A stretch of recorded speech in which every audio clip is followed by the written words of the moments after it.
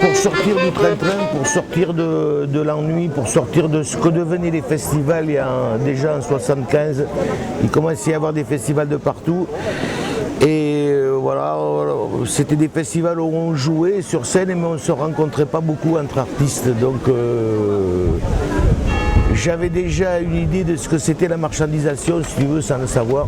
Et donc avec mon ami artificier Patrick Osier, on a décidé en 1978 de faire un truc ici, quoi, de faire un concert comme ça ici derrière avec Michel Portal, quelques musiciens de jazz amis. On dit tiens, on va faire un truc comme on a envie, c'est-à-dire en liberté, pas organisé, pas...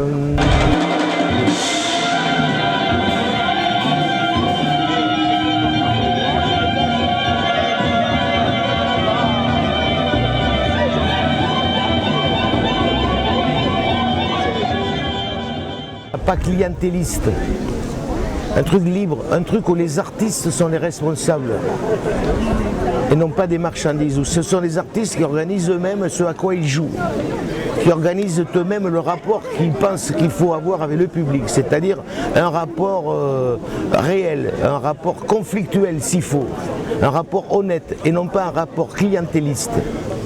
Je prends cette phrase de je ne sais plus qui d'ailleurs, c'est le poète anglais Oscar Wilde, il disait « Je m'occupe du goût du public, je lutte contre ». Et pourquoi? Parce qu'aujourd'hui, comme toujours, le goût du public, c'est le goût des dominants. Le goût du public, c'est le goût de TF1, c'est le goût de ceux qui nous forcent à aimer ce qu'ils veulent, c'est-à-dire ceux qui veulent nous vendre. Donc l'artiste, son boulot à lui, c'est de déranger l'ordre établi de l'opinion générale. Voilà le boulot. Donc ces festivals devenant une espèce de showbiz bis par le jazz. Alors pour moi le jazz c'est une musique philosophique, je ne parle pas de la forme parce que le jazz c'est une musique qui a sans arrêt évolué, qui a sans arrêt changé de forme.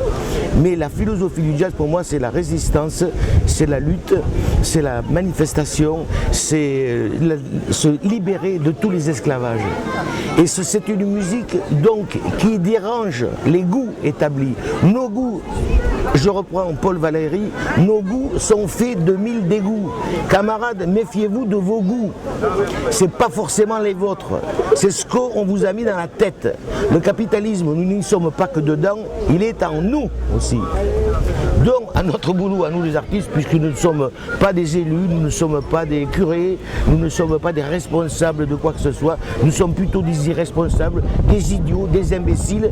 À la différence près, c'est que nous, on le dit, qu'on n'est pas sérieux.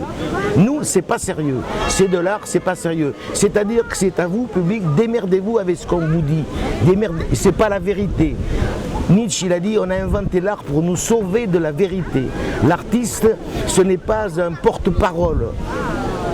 Ce n'est pas un prophète. Ce n'est pas un messager.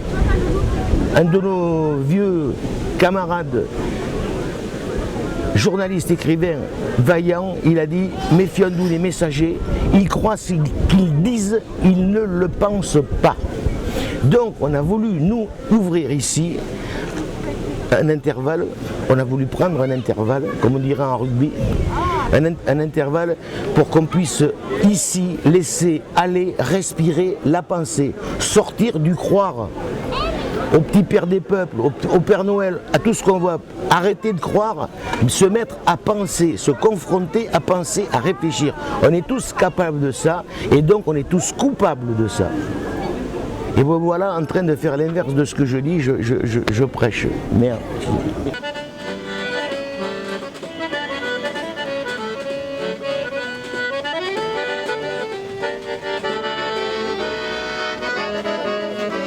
Je pense que il y a déjà des gens qui se sont inspirés d'ici et qui font comme ils veulent ailleurs. Il y a pas mal de musiciens, notamment d'artistes musiciens, qui ont inventé comme ça dans leur coin, dans plusieurs lieux de France, on les connaît, il y en a quelques-uns qui sont là, qui ont inventé des lieux, des manifestivités comme ça, qui parlent de la musique, de la pensée, de l'action politique, de la réalité sociale. Seulement, de ces événements-là, on n'en parle pas. on n'en parle pas parce que ça n'intéresse pas les médias. Les médias, ce qui les intéresse souvent, c'est ce qui fait l'événement, c'est ce qui peut rapporter, c'est les grosses machines, il faut qu'ils vendent le papier aussi, il faut qu'ils existent. Enfin, on est tous dans cet ultralibéralisme qui nous pompe, quoi. Et comment on fait pour résister, comment on fait pour lutter